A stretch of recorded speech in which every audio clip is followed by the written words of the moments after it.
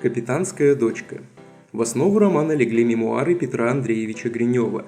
Дворянин 50 лет написал их во время правления императора Александра. Воспоминания посвящены пугачевщине, пережитой автором в юности. 17-летний офицер случайно оказался участником кровавых событий. Петр Андреевич иронично вспоминает свое детство дворянского недоросля.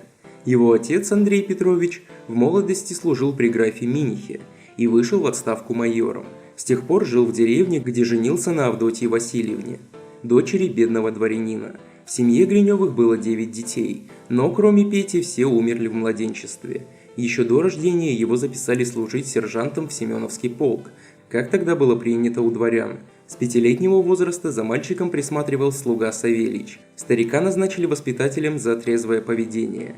Петя выучил русскую грамоту в 12 лет под надзором дядьки. Заодно научился судить о свойствах борзых собак. Затем появился иностранный учитель, француз Бопре. Он был во Франции парикмахером, а в Пруссии солдатом. И даже не понимал значения слова «учитель». Юный Гринев и Бопре быстро поладили. Француз был обязан учить Петю французскому и немецкому языку, но предпочел научиться у своего ученика болтать по-русски. Воспоминание Петра Гринева завершилось изгнанием Бопре. Француза уличили в разврате, пьянстве и неисполнении обязанностей учителя. До 16 лет Гринев жил дома, играя с дворовыми мальчишками. На 17-м году отец посылает сына на службу в армию. Не в столичный в Петербург, а в Оренбург, на окраину государства. Наставляет верно служить и соблюдать присягу. Надежды молодого Гринева на веселую жизнь в Петербурге разрушились. Впереди его ожидала скука в далекой глухой стороне. Гринев и Савельич попали в буран, подъезжая к Оренбургу. Они случайно встретили на дороге человека, который вывел к жилью заблудившуюся повозку. Петр Андреевич заснул, пока тихо ехал в метели, и ему приснился пророческий сон. В страшном сне в постели отца Гринева лежит мужик с черной бородой. Мать называет его Андреем Петровичем, посаженным отцом. Хочет, чтобы Петя поцеловал ему руку и попросил благословения. Мужик машет топором, комната наполняется мертвыми телами. Гринев спотыкается, скользит в кровавых лужах, но страшный мужик ласково говорит ему «Не бойся, подойди под мое благословение». Проснувшись, Гринев отдает свой заячий тулуп проводнику, одетому слишком легко. Также подносит стакан вина в благодарность за спасение. Тот с низким поклоном благодарит его. Внешность проводника показалась Гриневу примечательной. Лет 40, среднего роста, худой и широкоплечий. В черной бороде появилась проседь. Большие глаза постоянно бегали. Лицо приятное, но плутовское. Из Оренбурга Гринева послали служить в Белогорскую крепость, но это лишь название. В крепости нет грозных бастионов, валов и башен. Юношу встречает деревня, окруженная деревянным забором. Вместо храброго гарнизона – армейские инвалиды. Солдаты даже не знают, где левая, а где правая сторона. Крепостную артиллерию представляет старенькая пушка, забитая мусором. Комендант Иван Кузьмич Миронов – офицер из солдатских детей. Человек необразованный, но честный и добрый. Его жена Василиса Егоровна полностью управляет мужем.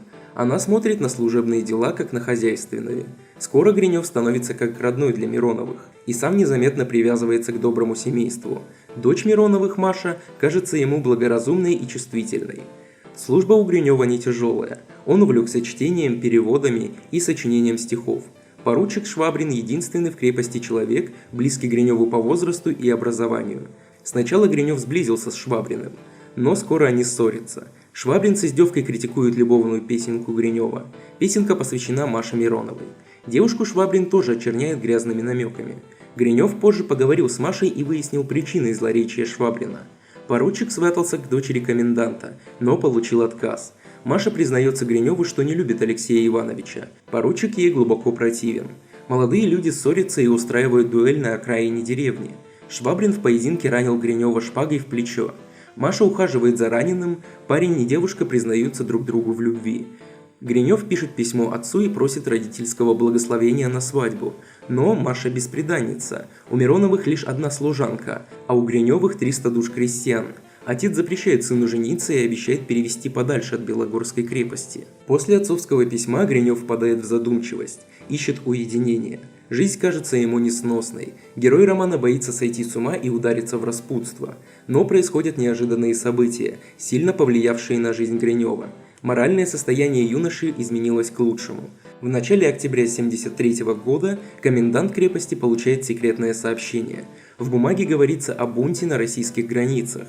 Донской казак Емельян Пугачев выдает себя за покойного императора Петра III. Он собрал шайку разбойников, возмутил уральские поселки и захватил несколько крепостей.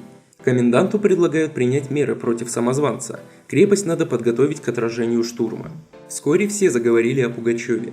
Солдаты поймали в деревне башкирца с листовками от бунтовщика. Допросить его не удалось, у башкирца был вырван язык. Жители Белогорской крепости ожидают нападения Пугачева каждый день. Мироновы хотели отправить Машу в Оренбург, но не успели. Внезапно появляются мятежники.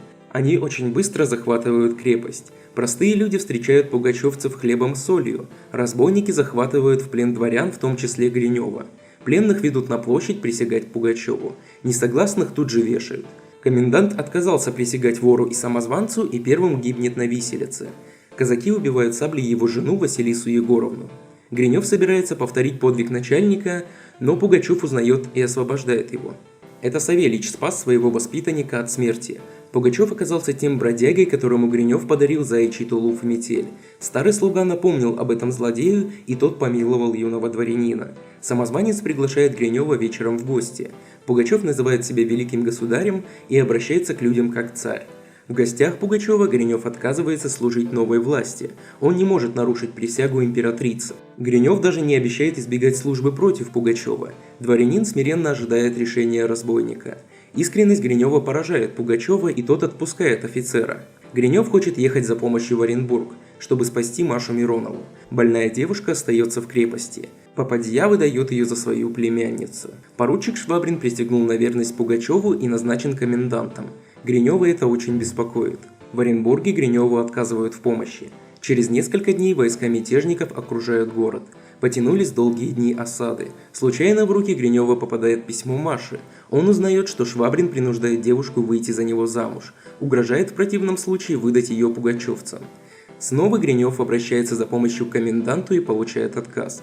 Гринев и Савельич выезжают в Белогорскую крепость. Мятежники схватили их на пути и привели к Пугачеву. Самозванец узнает от офицера суть дела, по которому тот едет в Белогорскую крепость, и снова решает помиловать доброго дворянина. Пугачев хочет лично освободить девушку-сироту и наказать ее обидчика. По дороге в крепость Пугачев и Гринев доверительно разговаривают. Пугачев осознает свою обреченность и ожидает предательства товарищей. Он знает, что милости государыни ждать нельзя. Пугачев с диким вдохновением рассказывает Гриневу калмыцкую сказку. В ней орел предпочитает один раз напиться свежей крови, чем 300 лет питаться падалью. Под орлом казак имеет в виду себя. Гринев делает из сказки другой вывод. Жить убийством и разбоем для меня значит клеветать мертвечину. Этим он удивляет Пугачева. В Белогорской крепости Гринев освобождает Машу с помощью Пугачева. В ярости Швабрин раскрывает Пугачеву обман. Маша – дочь покойного коменданта. Но злодей великодушен. Казнить так казнить, жаловать так жаловать. Гринев и Пугачев расстаются дружески. Гринев обручается с Машей и отправляет невесту к своим родителям. Сам остается служить в армии. Война с разбойниками и дикарями уже не так опасна. Офицер воспринимает события как скучные и мелочные. Его наблюдения исполнены горечью. Окончание войны совпадает с арестом Гринева. Он предстает перед военным судом. Дворянин спокоен и уверен, что оправдается. Но Швабрин оговаривает Гринева, выставляя шпионом Пугачева. Гринева признают виновным и осуждают. Его ждет ссылка в Сибирь на вечное поселение. Чтобы спасти любимого, Маша едет к царице просить милости. Она случайно встречает императрицу, когда гуляет по саду в царском селе.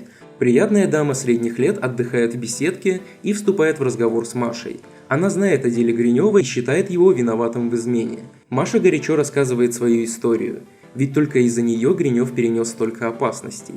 Узнав подробности, дама предлагает Маше свою помощь. Это была императрица, которая пересмотрела дело в пользу Гринева. Она помиловала молодого офицера, как раньше сделал Пугачев.